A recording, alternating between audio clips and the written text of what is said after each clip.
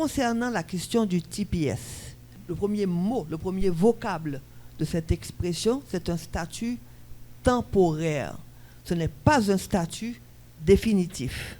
Ce statut a été mis en place, si je me rappelle, en 2010, après le tremblement de terre qui a fortement affecté Haïti. Mais ça fait 16 ans que ces personnes vivent aux États-Unis dans le cadre d'un statut temporaire. Ce sont des Haïtiens. Haïti est leur pays. Moi, je suis un fonctionnaire américain. J'obéis aux lois de mon pays.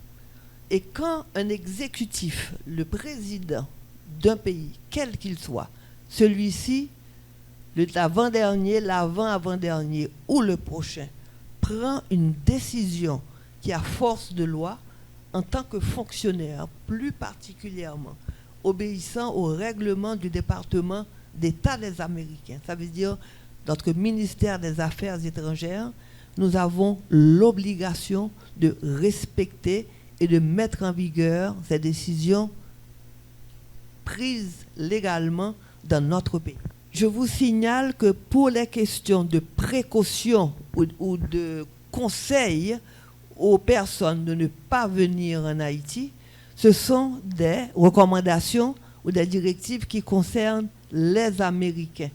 Nous obéissons à la loi de notre pays d'informer nos ressortissants sur les situations dans les pays étrangers. Mais ceci concerne les Américains.